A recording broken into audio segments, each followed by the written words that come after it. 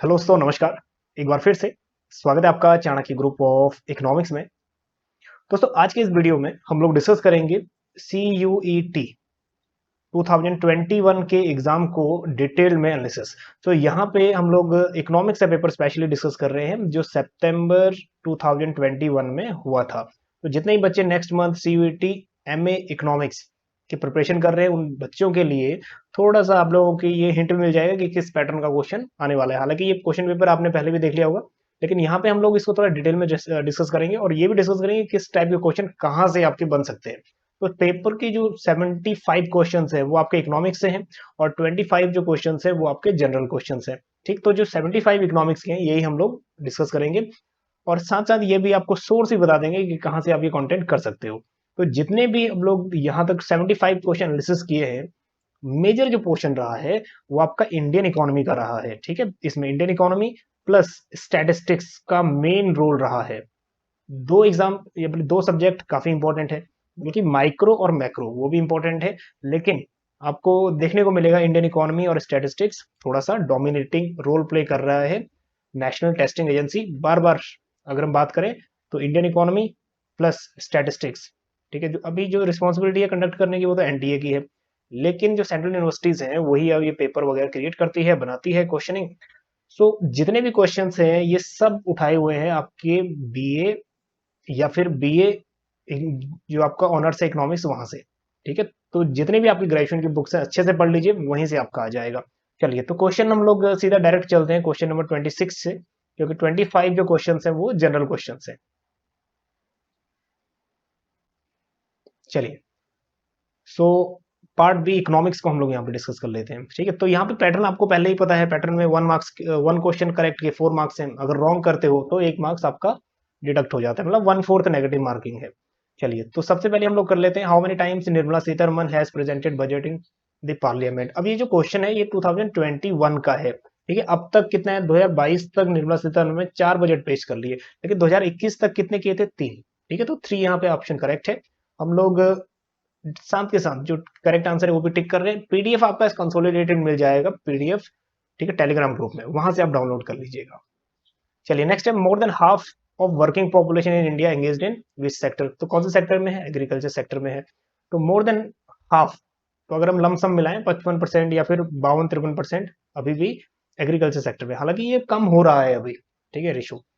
Next, who is known as father of economics. Question basic पूछे गए हैं, लेकिन यहाँ पे वो चेक करना है कि आपको बेसिक इकोनॉमिक्स आती है कि नहीं। यहाँ आपने कोई भी जॉब के लिए नहीं ले रहे हो, ठीक है, या फिर आप कोई जैसे नेट लेवल की तैयारी करते हो या जेआरएफ लेवल की तैयारी करते हो या फिर पीजीटी लेवल की तैयारी करते हो, उस लेवल का नहीं है, थोड़ा सा डाउन लेवल है, थोड़ा सा लेवल नीचे है, क्योंकि यहाँ आप एमए इकोनॉमिक्स की तैयारी कर रहे हो। ठीक है, इस बात को समझ के ही पेपर सेट किया गया है। So father of economics Adam Smith. ठीक है, वेल्थ ऑफ नेशन बुक है इनकी, ये भी याद कर लीजिएगा। In India economic survey is published by. ठीक है, इकोनॉमिक सर्वे क्या होता है, गवर्नमेंट ऑफ इंडिया के अंदर तो है इकोनॉमिक सर्वे, लेकिन मिनिस्ट्री ऑफ फाइनेंस जो है वो इसको पब्लिश करती है, इकोनॉमिक सर्वे। चलिए, नेक्स्ट है what type of unemployment is found in agriculture sector. अब एग्रीकल्चर सेक्टर हम क्या मिलती है हमें देखने को, डिस्गाइज्ड अनएम्प्लॉयमेंट। हालांकि कुछ हिंदी मीडियम वाले भी होंगे, तो ये पेपर हमें इंग्लिश मीडियम में ही मिला है। तो डिस्गाइज्ड अनएम्प्लॉयमेंट मतलब हिडन या फिर छुपी बेरोजगारी। ठीक है, जहां पे नंबर ऑफ वर्कर्स ज्यादा एंगेज्ड है बल्कि हमें कम चाहिए थे। ठीक, तो इस केस में एक चीज और देख लीजिएगा, मार्जिनल प्रोडक्टिविटी ऑफ लेबर हो जाती है 0। ठीक है, जो एडिशनल वर्कर आते हैं उनकी प्रोडक्टिविटी 0 है, क्योंकि अगर हमें 5 वर्कर चाहिए और हम लोग एक्चुअली में वर्कर्स यूज कर रहे हैं 10, तो जो 5 का गैप है, ये 5 लेबर है 0 प्रोडक्शन करेगी, क्योंकि जो 5 इंडिविजुअल्स हैं, 5 लेबर हैं, वो मैक्सिमम प्रोडक्शन आपको करके दे देगी। ठीक है, बाकी के 5 जो एम्प्लॉयज हैं या फिर जो लेबर है उनकी प्रोडक्टिविटी 0। तो मार्जिनल प्रोडक्टिविटी 0 होती है in case of disguised unemployment. चलिए, नेक्स्ट आपका question during India's colonial period. अब एक बात यहां से थोड़ा सा श्योर है कि जो क्वेश्चंस आपके आएंगे कॉलोनियल पीरियड से भी आएंगे, क्योंकि इंडियन इकोनॉमी आपकी 1947 ऑनवर्ड शुरू हो जाती है, लेकिन कॉलोनियल पीरियड में कैसी इकोनॉमी थी उसको भी आप जरूर करिएगा। ठीक है, so colonial period theory of downward filtration. Downward filtration जो थ्योरी है ये जुड़ा हुआ है एजुकेशन सेक्टर से। तब एजुकेशन क्या है, कुछ ही लोगों को दी जाती थी, और जिन लोगों को एजुकेशन दी जाती थी उन्हीं लोगों से स्पेशली उनको एंगेज किया जाता था, चाहे बिजनेस एक्टिविटी में है चाहे अदर एक्टिविटीज में है वो। तो यहाँ पे फिल्ट्रेशन थ्योरी का मतलब है education was provided to small portion of the people. ठीक है, अब कम लोगों को एजुकेशन दी जाती थी। सो ओवरऑल ये जुड़ा हुआ है आपका एजुकेशन सेक्टर से। नेक्स्ट है new economic policy. NEP direct पूछा हुआ है, कोई इसके कंपोनेंट नहीं पूछे हुए। ठीक है, तो 1991। अब ये भी देख लीजिएगा, इसके 3 कंपोनेंट है, लिबरलाइजेशन, ठीक है, प्राइवेटाइजेशन और उसके बाद ग्लोबलाइजेशन। ठीक है, ये 3 कंपोनेंट है। इसमें से भी नेक्स्ट टाइम क्वेश्चन जरूर पूछेगा, और इसके हम लोग एक एमसीक्यू सीरीज भी लेके आएंगे, वो तीनों के लिए काम करेगा, यूजीसी नेट के लिए, पीजीटी के लिए और आपके सीयूईटी के लिए। तो उसको जरूर देख लेना, कुछ दिन बाद वो पब्लिश हो जाएगा। ठीक है, कोशिश करेंगे उसको लाइव आने की। चलिए नेक्स्ट है close economy means. Close economy वो होता है जहां पे हमारी विद इन इकोनॉमी, मतलब इंडिया के अंदर ही ट्रेड हो रहा है। ठीक, तो इंडिया का ट्रेड हो रहा है तो हमारा एक्सपोर्ट और इंपोर्ट नहीं हो रहा, neither export nor import take place. चलिए नेक्स्ट क्वेश्चन है आपका अनबाउंडेड सॉल्यूशंस। ठीक है, unbounded solution in linear programming. अब लीनियर प्रोग्रामिंग, ठीक है, ये थोड़ा सा इंपॉर्टेंट बन जाता है क्योंकि लीनियर प्रोग्रामिंग कॉन्सेप्ट किसने दिया था। ठीक, तो ये कॉन्सेप्ट में क्या कुछ जो प्रॉपर्टीज है वो देख लीजिएगा। प्रॉपर्टीज बेस्ड या अजम्पशंस बेस्ड ये क्वेश्चन पूछ रहा है ज्यादातर। ठीक, तो इसका मतलब that is objective function is infinite, तो इन्फिनिट सॉल्यूशन यहाँ पे करेक्ट आंसर है। चलिए नेक्स्ट है supply created on demand. Concept किसने दिया था? तो सप्लाई क्रिएटेड ऑन डिमांड किसने दिया था? जेबी सी। नेक्स्ट टाइम कॉन्सेप्ट ये भी हो सकता है डिमांड क्रिएटेड ऑन सप्लाई किसने दिया था? तब वो दिया था केज ने। ठीक, चलिए आगे चलते हैं। Which of the following is two sector model. अब टू सेक्टर मॉडल जहां तक 2 सेक्टर होते हैं जिसमें या हाउस होल्ड सेक्टर या फिर जो प्रोडक्शन सेक्टर है या प्रोड्यूसर सेक्टर, वो तो केंजन का दोनों ही सेक्टर आ गया, हाउस होल्ड सेक्टर और प्रोडक्शन सेक्टर। नेक्स्ट है आपका a growing country is one whose. एक ग्रोइंग कंट्री वो मानी जाएगी जिसका क्या होगा? GNP is rising current price. अब जो नॉमिनल जीडीपी होती है वो कितनी भी बढ़े, ठीक है, उसको रियल से जोड़ना ठीक नहीं है क्योंकि वो करंट प्राइजेस पे है। अगर प्राइजेस बढ़ेंगे तो आपकी जीडीपी भी वैसे ही बढ़ जाएगी। ठीक, क्योंकि जीडीपी क्या है? Q multiply by P. Output जितना भी प्रोड्यूस किया उसको प्राइस से मल्टीप्लाई कर दो। अगर सिर्फ प्राइस ही बढ़ेगा तो आपकी जीडीपी भी वैसी बढ़ जाएगी। ठीक, तो रियल जो जीडीपी होता है आपका, वो अगर बढ़े तब इकोनॉमी की रियल ग्रोथ मानी जाती है क्योंकि ये कांस्टेंट प्राइस पे होता है। आउटपुट इंक्रीज होगा तभी आपकी जीडीपी आपकी इंक्रीज दिखाएगा, बल्कि प्राइस क्या रहते हैं इसमें? कांस्टेंट। ठीक है, तो GNP is rising at constant price, correct answer है। चलिए नेक्स्ट है wage price flexibility is contribution of. अब यहां एक बात देखना, वेज प्राइस फ्लेक्सिबिलिटी जो है क्लासिकल की अजम्पशन मेन है। ठीक है, क्लासिकल इकोनॉमिस्ट की। अब परंपरावादी जो अर्थशास्त्री हैं ये क्या मानते थे? जैसे ही वेजेस को हम कम करेंगे तो यहाँ पे फुल एम्प्लॉयमेंट आ जाएगा। ठीक है, it will lead to full employment in the long run.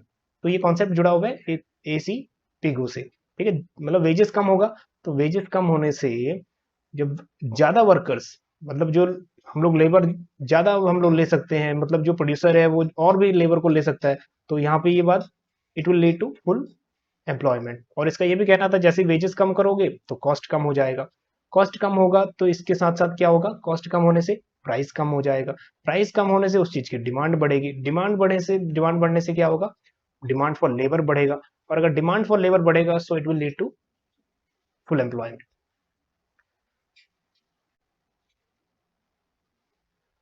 चलिए नेक्स्ट क्वेश्चन है क्वेश्चन नंबर 39। सो इसमें पूछा है simple multiplier is calculated by which of the following formula. तो 3 फॉर्मूला याद रखना मल्टीप्लायर को कैलकुलेट करने के, Keynesian multiplier only. So that is, इसको हम डिनोट करते हैं के से, K is equal to 1/1 minus MPC. ठीक है, एक ही हो गया। दूसरा फॉर्मूला इसका ये हो सकता है के इज इक्वल टू 1/एमपीएस। ठीक है, और तीसरा फॉर्मूला इसका ये हो सकता है K is equal to 1, that is change in income upon change in investment. मतलब इन्वेस्टमेंट के चेंज होने से how much change take place in income. ठीक है, कितना गुना आपकी इनकम ज्यादा बढ़ती है आपके इनिशियल इन्वेस्टमेंट से। तो 3 फॉर्मूला है, याद कर लीजिएगा। तो इसमें करेक्ट आंसर है आपका 1। चलिए नेक्स्ट आपको विच of the following equation is not true. ठीक है, कौन सा इक्वेशन ट्रू नहीं है? सो इसमें अगर हम बात करें तो अगर एक आप टेबल करोगे जनरल, तो इसमें आपका सारा सोल्यूशन या फिर सारा जो डाउट है वो क्लियर हो जाएगा। ठीक है, तो एक साइड में आप लोग क्या करो, इनकम, दूसरी साइड कंजप्शन, और तीसरी साइड हमें क्या चाहिए? दैट इज एपीसी और एपीएस। ठीक है, यहाँ एपीसी कर लो और एक में एपीएस कर लो। तो थोड़ा सा टाइम लगेगा लेकिन हाँ आपको बिल्कुल समझ आ जाएगा। तो एपीसी का फॉर्मूला क्या होता है? सी अपॉन वाई। एपीएस क्या होता है? S upon Y. सो यहाँ पे इनकम अगर हम लोग और 50-50 से इंक्रीज करें, ठीक है, और कंजप्शन को हम लोग 40 से इंक्रीज करें, ठीक है। तो इंक्रीज आपका कंजप्शन है 40 से हो रहा है और इनकम 50 से हो रहा है। तो यहाँ पे एक बात ध्यान रखिएगा, चेंज के अकॉर्डिंग, चेंज की जो एजम्पशन है, इनकम हमारा बढ़ता है तो कंजप्शन भी बढ़ता है, लेकिन इंक्रीज इन इनकम जो होगा it should be more than increase in consumption, ठीक है, इस बात को ध्यान रखिएगा। सो एपीसी सी अपॉन वाई, पहले ब्लैंक छोड़ देते हैं, तो सी दैट इज 60/50, ठीक। तो ये अब सर अगर हम मारेंगे 6/5 दैट इज 1.2, उसके बाद 100/100 कितना आ गया 1, उसके बाद 140/150, ठीक है, तो ये 0.9 समथिंग कुछ हो जाएगा। सो हम लोग क्या देख रहे हैं, जैसे इनकम बढ़ रहा है हमारा एपीसी फॉल हो रहा है, तो एक क्वेश्चन तो ये भी माइंड में रख लीजिएगा, आ सकता है नेक्स्ट एग्जाम में। नेक्स्ट है आपका एस अपॉन वाई, तो एस अपॉन वाई जो सेविंग लेवल है, ठीक है, अब सेविंग अगर हम निकालेंगे तो कैसे निकालेंगे, इनकम माइनस कंजप्शन, ठीक है, तो 0 - 20 दैट इज -20, फिर उसके बाद 50 minus 60 -10 then 0 and then plus में 10, ये आ गई हमारी सेविंग। तो सेविंग देखो पहले लेवल पे -20, इसको छोड़ दो, नेक्स्ट लेवल पे -10 अपॉन इनकम, इनकम कितना है 50, ठीक है, तो ये हो गया 0.2 माइनस में। उसके बाद नेक्स्ट आपका, नेक्स्ट दैट इज इनकम आपकी है 100 और सेविंग कितना है आपका 0/100, सो दैट इज 0। नेक्स्ट आपका सेविंग है 10 और इनकम कितना है 150, ठीक है, तो इसको 0.06 समथिंग ये आ जाएगा। चलिए अब देखते हैं आगे कि जैसे जैसे आपका इनकम बढ़ रहा है वैसे वैसे एपीएस क्या हो रहा है, एपीएस बढ़ रहा है, पहले माइनस में था, फिर 0 हुआ, फिर पॉजिटिव हो गया, ठीक। अब चेक करते हैं एक एक करके। तो APS, APC plus APS equal to 1, statement देखो, APC is 1.2 and minus 0.2 APS, तो अगर हम इसको करेंगे 1.2 प्लस माइनस 0.2, तो ये क्या आ जाएगा 1, ठीक है। और यही अगर हम सेकंड लेवल करें 1 प्लस 0 इक्वल टू 1 एंड 0.96 अगर 0.94 कुछ होता और ये प्लस 0.06 करेंगे तो ये भी 1 बन जाएगा, तो ये स्टेटमेंट करेक्ट है। दूसरा है 1 minus APC equal to APS, तो अगर हम लोग 1 माइनस एपीसी करेंगे, 1 माइनस फर्स्ट लेवल पे देखते हैं 1 माइनस 1.2 अगर हम करें तो ये कितना आ जाता है -0.2, ठीक है। सो बिल्कुल ठीक है, तो ये वाला स्टेटमेंट भी करेक्ट है। Next 1 minus APS is equal to APC, तो 1 minus APC, AP that is APS, APS की वैल्यू कितनी है, मान लेते हैं फर्स्ट वाले को ही लेते हैं, 1 माइनस एंड माइनस 0.2, ठीक है, तो ये हो गया that is minus minus plus हो जाएगा, ये हो गया आपका 1.2, तो 1 minus APS is equal to APC, तो ये भी करेक्ट है। तो करेक्ट स्टेटमेंट ये वाला जो है ये करेक्ट नहीं है, ठीक, बाकी सब करेक्ट है। चलिए नेक्स्ट है आपका question, which of the following part of national income, national income में हमेशा फैक्टर इनकम आती है, ठीक है, तो जो ट्रांसफर इनकम है फ्री हमने अर्न किया है वो कभी ऐड नहीं होता, तो यहाँ पे जो ऐड होगा वो है प्रॉफिट, ठीक है। तो 4 फैक्टर ऑफ प्रोडक्शन है, अब ये भी देख लीजिए फैक्टर ऑफ प्रोडक्शन, और फैक्टर ऑफ प्रोडक्शन जो है आपके, ये 4 फैक्टर ऑफ प्रोडक्शन यूज हो सकता है, या तो हम लोग लेबर यूज कर सकते हैं, या फिर लैंड यूज कर सकते हैं, या फिर कैपिटल यूज कर सकते हैं, या फिर इंटरप्रेन्योर, इंटरप्रेन्योर का मतलब होता है कि बिजनेस कर सकते हैं। लेबर यूज करोगे तो वेजेस मिलेंगे, ठीक है, लैंड यूज करोगे तो आपको रेंट मिलेगा, और फैक्टर सर्विस अगर आप लोग किसी को उधार दोगे पैसा या फिर कैपिटल इन्वेस्ट करोगे तो आपको वहां से रेट ऑफ इंटरेस्ट मिलेगा, और अगर इंटरप्रेन्योर है या फिर बिजनेस कर रहे हैं तो आपको प्रॉफिट होगा, ठीक है। तो जो प्रॉफिट है ये नेशनल इनकम में ऐड होता है, ट्रांसफर इनकम जो फ्री हमने अर्न किया वो ऐड नहीं होता।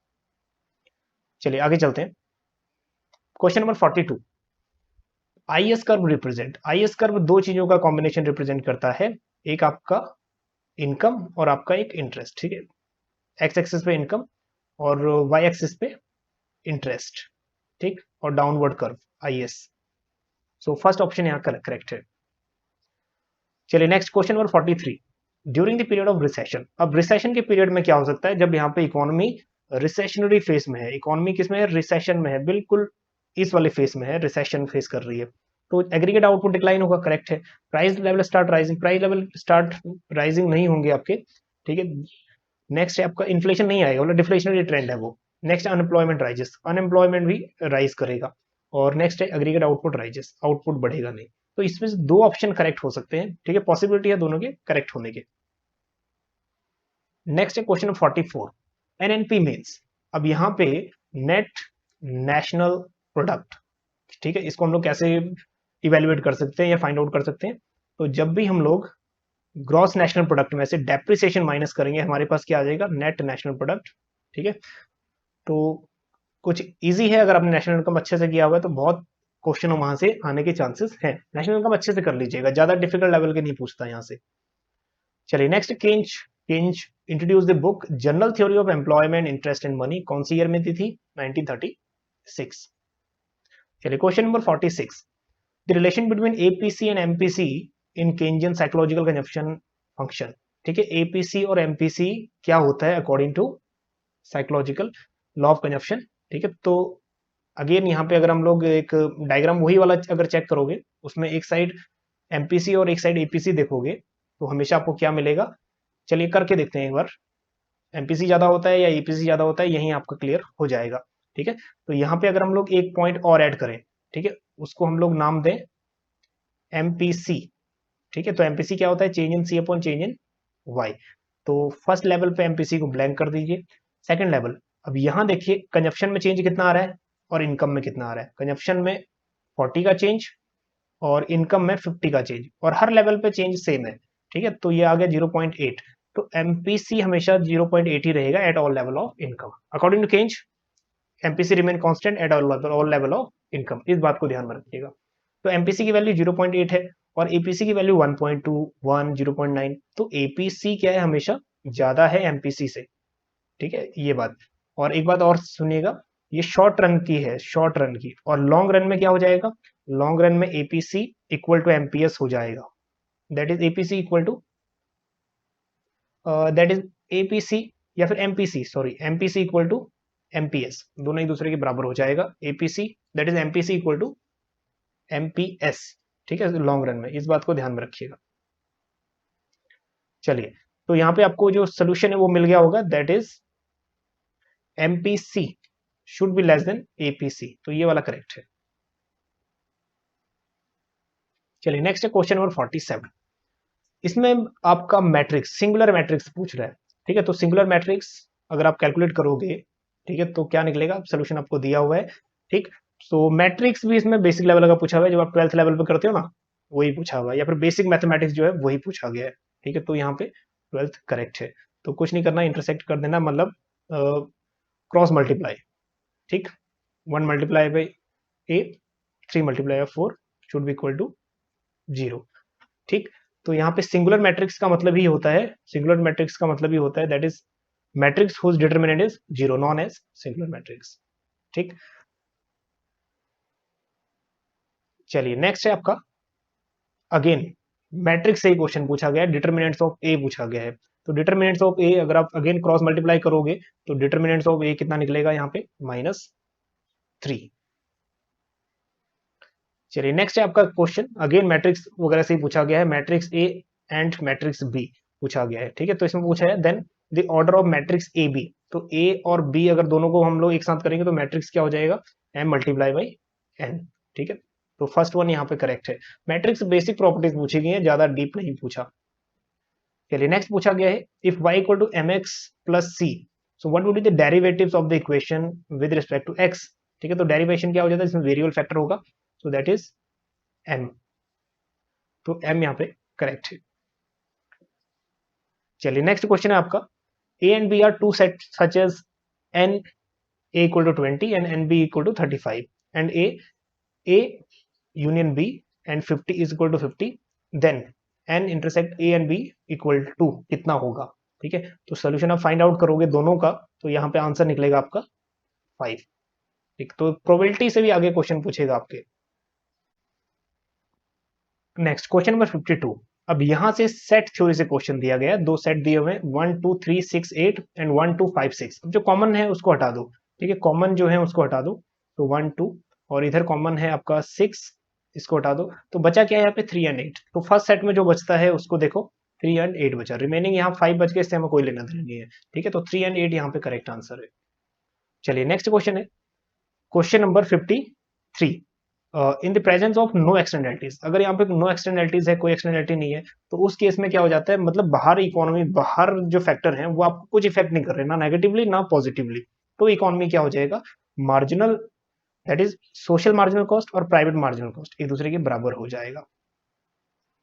चलिए नेक्स्ट, अगेन इंटीग्रेशन क्वेश्चन दिया हुआ है एक, ठीक है, solve then evaluate the equation. ये इक्वेशन हमने इवेल्युएट की, लेकिन इसका जो अप्रोप्रिएट आंसर है वो नहीं आ पाया, 0.5 आ रहा है, ठीक है, इवेल्युएट करने के बाद, ठीक, तो इसको थोड़ा सा डाउट में है। चलिए नेक्स्ट है आपका, again evaluate, second equation evaluate करनी है, तो इसका जो फर्स्ट आंसर है इवेल्युएट करने के बाद वो है आपका इक्वेशन फर्स्ट करेक्ट है।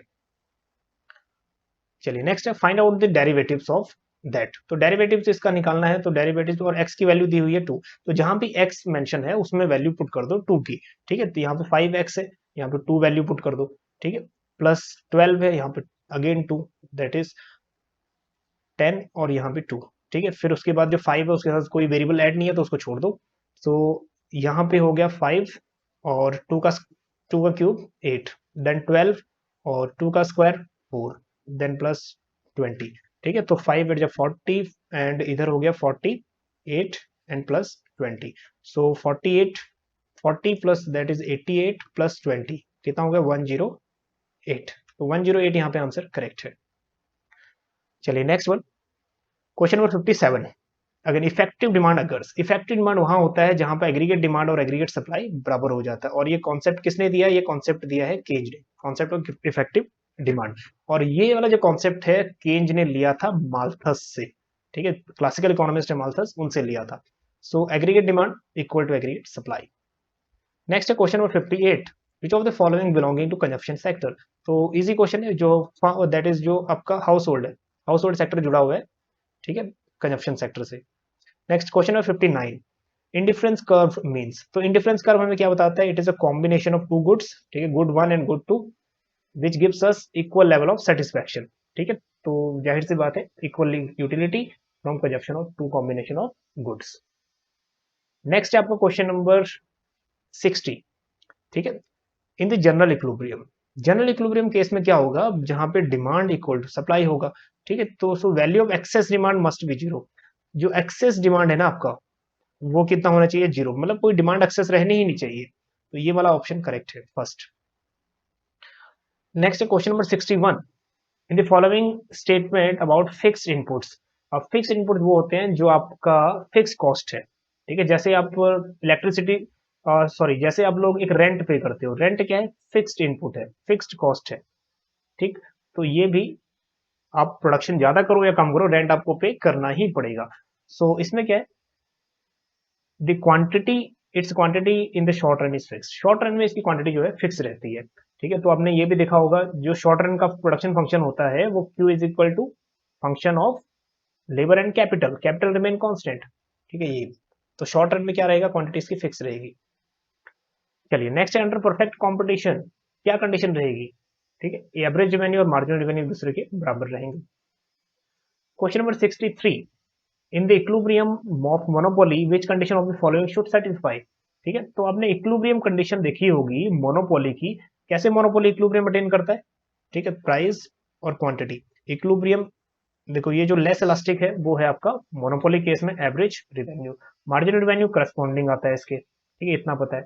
अब मान लीजिए कि फर्म प्रॉफिट अर्न कर रही है थोड़ा बहुत, ठीक है, ये एवरेज कॉस्ट होगी, इसका मिनिमम पॉइंट जो है, ठीक है, वो हो गया हमारा मार्जिनल कॉस्ट, वहीं से इंटरसेक्ट करेगा जहां एवरेज कॉस्ट का मिनिमम पॉइंट होगा, जहां पे एमआर और एमसी टच कर रहे हैं वहां आपका क्या निकलेगा, इक्विलिब्रियम प्राइस, ठीक है, ये और इक्विलिब्रियम क्वांटिटी, तो कहने की बात ये है दो कंडीशन है, MR is equal to MC, and दूसरी जो कंडीशन है वो है आपका MC cuts MR from below, ठीक है, बिलो से एमसी कट करेंगे एमआर को, देखो मार्जिनल कॉस्ट कट कर रही है मार्जिनल रेवेन्यू को बिलो से, ठीक, तो marginal revenue equal to marginal cost. चलिए नेक्स्ट चलते हैं,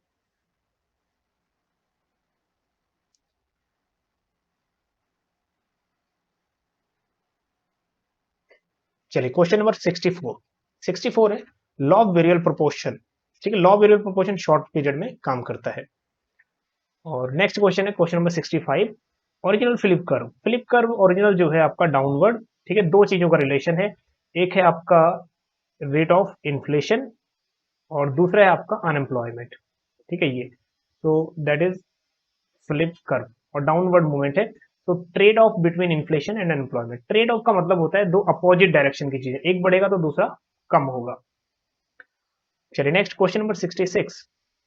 अ differentiated product has, differentiated product वो होगा जिसका क्लोज सब्स्टिट्यूट, परफेक्ट नहीं होगा, क्लोज सब्स्टिट्यूट होगा, ठीक है, close but not perfect substitute, so that is second.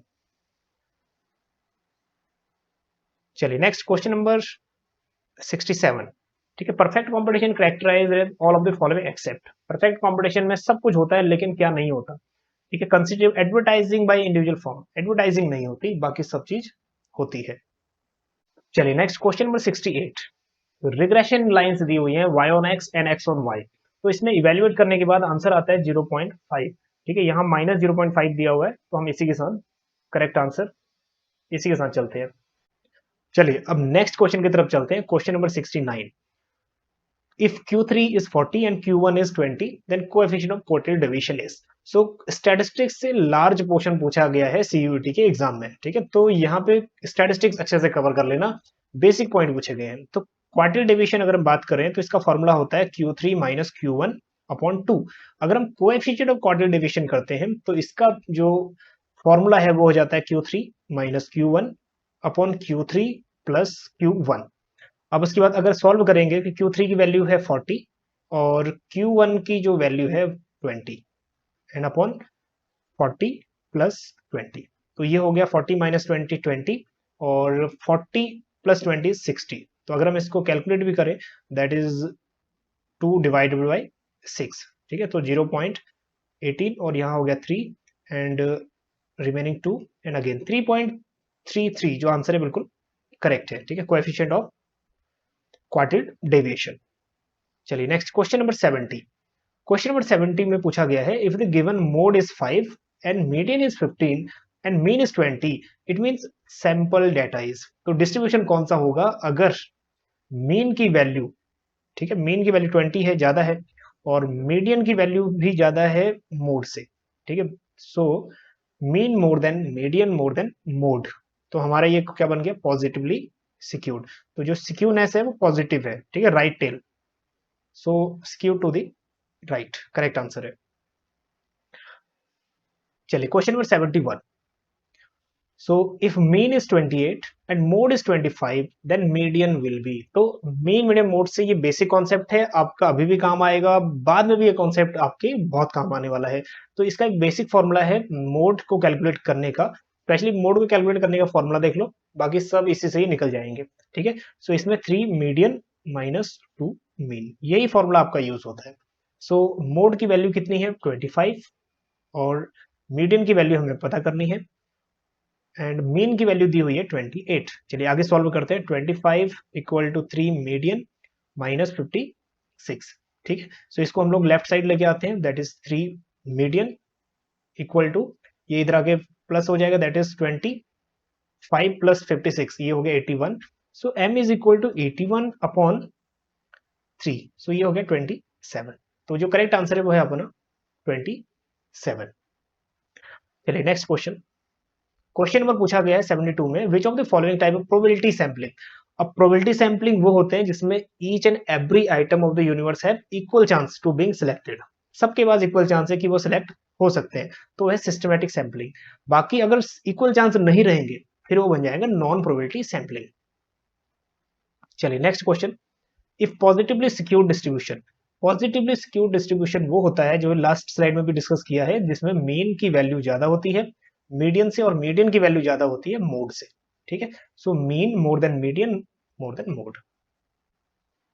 चलिए क्वेश्चन में 74 पूछा गया है, इफ बी वाई एक्स, अब अपने y on x and x on y, ठीक है, इंटीग्रल आपने जरूर पढ़े होंगे, ठीक है, रिग्रेशन कोएफिशिएंट, तो इसका एक बेसिक फॉर्मूला है, b हम लोग फाइंड आउट करते हैं, दैट इज r, तो रिग्रेशन ये स्पेशली है कार्ल पियर्सन का कोएफिशिएंट मेथड, ठीक है, r is equal to B X Y multiply by B Y X, ठीक है, और इसका अंडर रूट।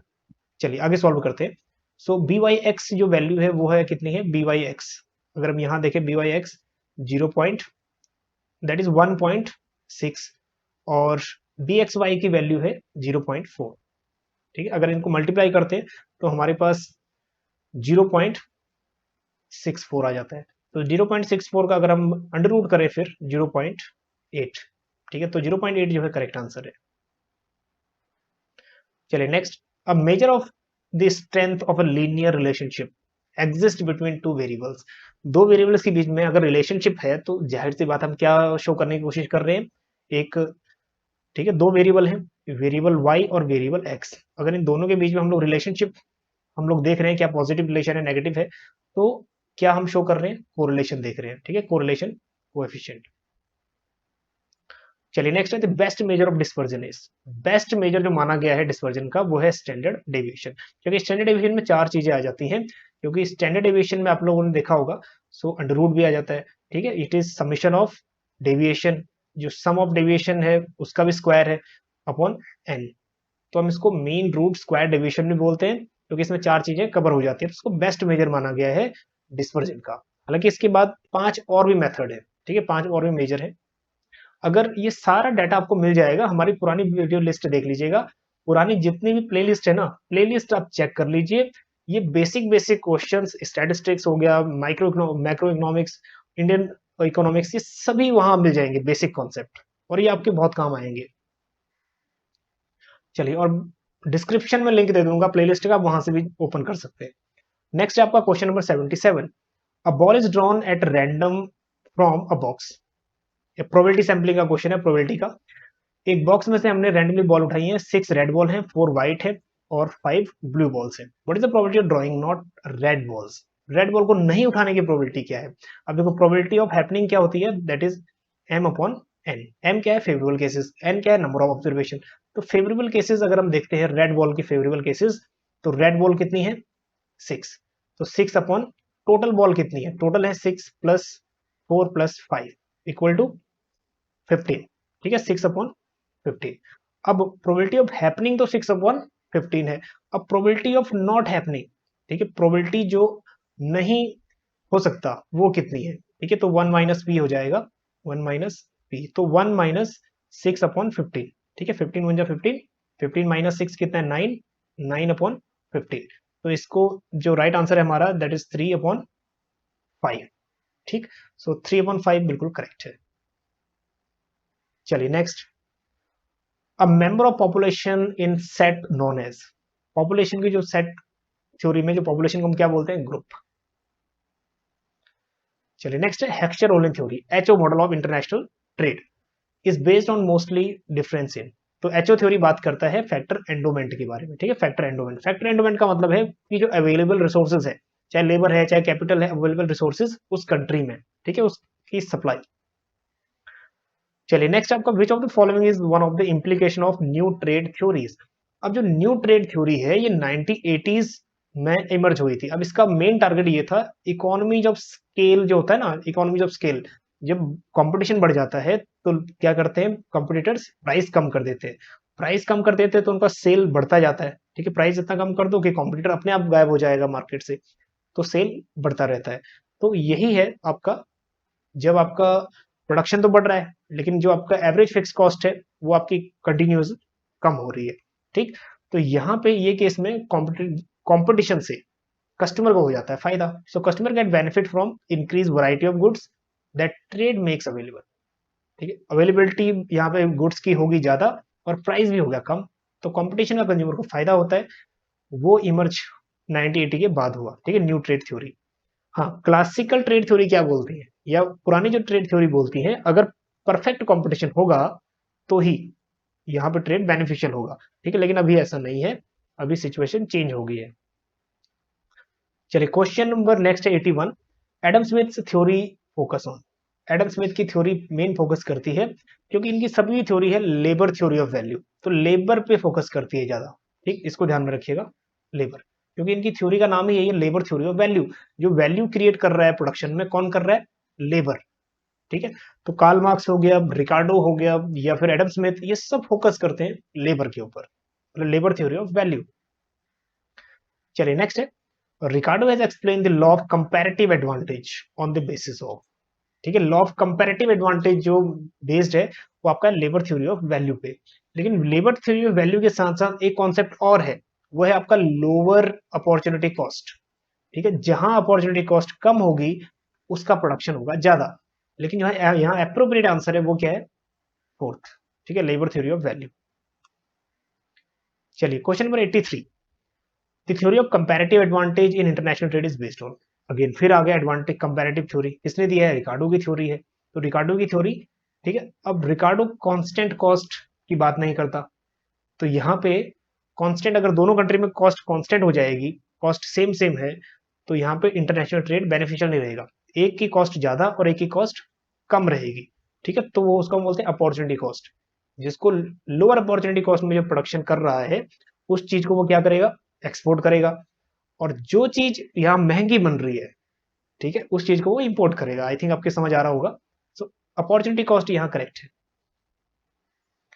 चलिए question number 84, HO theory is based on the assumption. अब एचओ थ्योरी किस पे बेस्ड है, फैक्टर इंटेंसिटीज आर इरिवर्सिबल।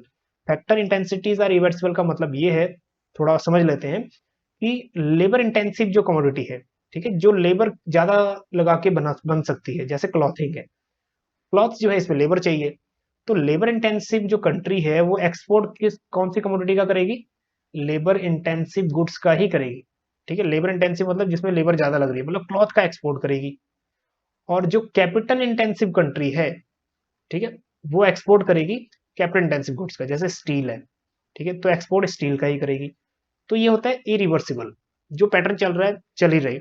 अगर ये रिवर्सिबल होगा तो रिवर्सिबल इसका मतलब, ये जो थ्योरी रिवर्सिबल वाली थी ये दी थी लियोन टिफ ने, ठीक है, ये क्वेश्चन भी पूछ सकता है, जैसे लियोन टिफ ने दी थी, ठीक है, मतलब ये है आपका contradiction of HO theory, Leontief paradox. तो लियोन टिफ ने बोला था कि फैक्टर इंटेंसिटीज आर रिवर्सिबल, लेकिन एचओ का कहना है कि फैक्टर इंटेंसिटीज आर इरिवर्सिबल।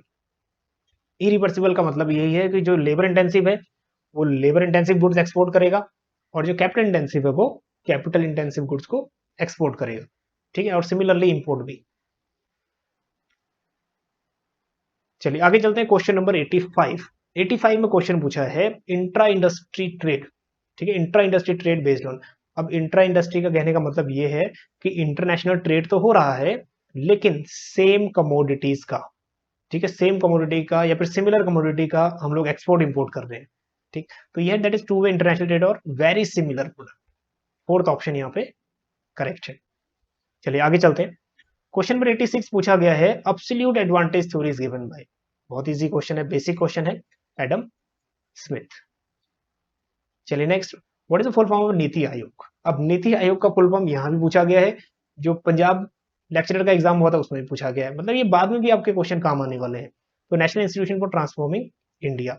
अब ये क्वेश्चन आएगा आपका, who is the current CEO of national institution of transforming India, ठीक है, तो अभी कौन है, ये थोड़ा सा कमेंट करना कि अभी चेंज हुए, ठीक, कि नीति आयोग के न्यू सीईओ रिसेंटली अभी चेंज हुए, ठीक है, परमेश्वरम अय्यर अभी क्या है, न्यू सीईओ। चलिए इंडियन इकोनॉमी क्या है हमारी, मिक्स्ड इकोनॉमी है, जहां पे दोनों ही सेक्टर है, पब्लिक सेक्टर मतलब गवर्नमेंट भी है और प्राइवेट भी है, ठीक। चलिए आगे चलते हैं। चलिए next one question number 89। Question है sex ratio in India as per census 2011। Sex ratio means per 1000 mail पे कितनी फीमेल्स है, ठीक है, तो अभी कितना है सेंसस 2011 के अकॉर्डिंग 940 फीमेल्स। चलिए नेक्स्ट है विच of the main wheat production state in India. तो व्हीट प्रोडक्शन स्टेट तीन है, यूपी है आपका, पंजाब है और एमपी है, ये लार्जेस्ट व्हीट प्रोड्यूसिंग स्टेट है। तो यहाँ पे ऑप्शन में हमारा पंजाब है, तो हम लोग पंजाब में इसको क्लिक कर देंगे। चलिए नेक्स्ट है which state is non for highest success from green revolution. Green revolution का जो प्लेन एरियाज है उनको ज्यादा फायदा हुआ है, जैसे आपके यूपी, एमपी, उसके बाद पंजाब, ठीक है, हरियाणा, इन सबको ज्यादा फायदा हुआ है। तो यहाँ भी जो अप्रोप्रिएट आंसर है वो क्या है, पंजाब, ठीक। चलिए next, when was the first industrial policy introduced. First industrial policy introduce की थी 1948 में। अब और भी देख लो कि और कौन कौन सी इंडस्ट्रियल पॉलिसीज अपनाई गई थी। 1948, ठीक है, फर्स्ट, 1956 सेकंड, और इसको हम बोलते हैं इंडिया इंडस्ट्रियल पॉलिसी रेजोल्यूशन 1956। यहाँ पे पब्लिक सेक्टर को ज्यादा फोकस किया था, और पब्लिक सेक्टर का जो फोकस था उसको हटा दिया था 1991 में न्यू इकोनॉमिक पॉलिसी में। ठीक है, पब्लिक सेक्टर को क्या कर दिया था, प्राइवेट। नेक्स्ट ज्यादातर, सो 1956। नेक्स्ट है आपका जो 1977। नेक्स्ट एक पॉलिसी थी 1980, और लास्ट में जो इंडस्ट्रियल पॉलिसी थी आपकी, इंडस्ट्रियल इकोनॉमिक पॉलिसी, वो थी 1991। अब इसके बाद जो पॉलिसी है वो है मैन्युफैक्चरिंग पॉलिसी। ठीक है, मैन्युफैक्चरिंग पॉलिसी 2011। अब इसका नाम बदल गया है, क्या रखा गया है, मैन्युफैक्चरिंग पॉलिसी। तो प्योरली इंडस्ट्रियल पॉलिसी कितनी, 1 2 3 4 5। चलिए चलिए आगे चलते हैं। पीडीएस स्टैंड फॉर, ठीक है, पब्लिक डिस्ट्रीब्यूशन सिस्टम। जैसे आपको डिपोट में राशन वगैरह मिलता है ना, पब्लिक डिस्ट्रीब्यूशन सिस्टम। नेक्स्ट है, if A is imposed externalities on B and B imposed externality on A as well as it is। अब इसमें अगर A नेगेटिव इंपैक्ट डाल रहा है दूसरे की इकोनॉमिक एक्टिविटी में, और B नेगेटिव इंपैक्ट डाल रहा है किसी पहले की इकोनॉमिक एक्टिविटी में, तो इसको क्या बोलेंगे। ठीक है, एक्सटर्नैलिटी है, नेगेटिव भी हो सकती है और पॉजिटिव भी हो सकती है, तो उसको हम बोलेंगे रेसिप्रोक, मतलब बदला लेना। ठीक है, रेसिप्रोकल। चलिए, क्वेश्चन नंबर 95 पूछा गया है सीयूटी एग्जाम में। In proportional tax system the state of tax remains. Proportional tax system क्या होता है, आपका टैक्स रेट क्या रहता है, same, no matter what is your income level. ठीक है, टैक्स रेट क्या रहेगा, सेम। ठीक है, प्रोपोर्शनल, तो that is constant. Next question है क्वेश्चन नंबर 96। अब pure public good is, pure public good वो है जिसको आप यूज करो, कोई आपको मना नहीं कर सकता। ठीक है, non excludable, you can not deny someone to use, and non rival, अब लोग राइवल नहीं है। ठीक है, ये किसी से आप लड़ाई झगड़ा वगैरह भी नहीं कर सकते। ठीक है, और एक का कंजप्शन अगर बढ़ेगा तो दूसरे के लिए कम भी नहीं हो सकती। ठीक, तो जैसे हम लोग, रोड है पब्लिक गुड है, पार्क है पब्लिक गुड है, तो इसमें कोई मनाही नहीं है, आप लोग यूज कर सकते हो उसको। चलो, और प्योर पब्लिक गुड मान लो अगर हम बात करें तो सनलाइट है, इसको हम लोग यूज कर सकते हैं किसी के लिए, कम भी नहीं होगा। ठीक है, मना भी नहीं कर सकते किसी को। चलिए, who present budget in India, India में बजट कौन पब्लिश करता है। हालांकि ये क्वेश्चन अगर आपने देखा होगा फर्स्ट और सेकंड, जो पब्लिक बजट है, अगर आपने वही देखा था कि निर्मला सीतारमन ने कितनी बार बजट पेश किया, तो ये आंसर आपका वहीं से बन गया होगा। ठीक, तो दैट इज फाइनेंस मिनिस्टर। तो कुछ क्वेश्चन आपके इंटर रिलेटेड है जो आपको याद रखने हैं। नेक्स्ट पूछा गया है, if we subtract interest payment from fiscal deficit, fiscal deficit minus interest payment equal to primary deficit. ठीक है, और primary deficit plus interest payment is equal to fiscal deficit, ये भी याद रख लेना। चलिए, तो प्राइमरी डेफिसिट यहाँ करेक्ट है। चलिए, question number 99। When the government receipts are equal to government expenditure, बहुत इजी क्वेश्चन है। ठीक है, तो ये क्या बन जाता है, बैलेंस बजट। लास्ट क्वेश्चन है, full form of GST. I think, मुझे लगता नहीं इससे कोई इजी क्वेश्चन भी होगा। So goods and service tax. हाँ, हालांकि यूजीसी नेट में ये पूछा गया कि जीएसटी कब इंट्रोड्यूस हुआ था या कब अप्लाई हो गया था इंडियन। ठीक है, तो 1 जुलाई 2017।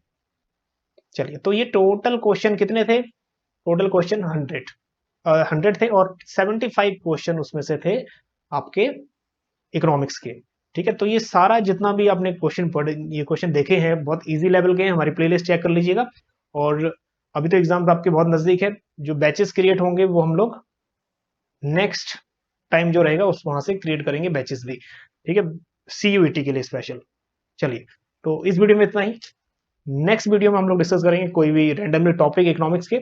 बने रहिए चाणक्य ग्रुप ऑफ इकोनॉमिक्स के साथ। Thank you so much.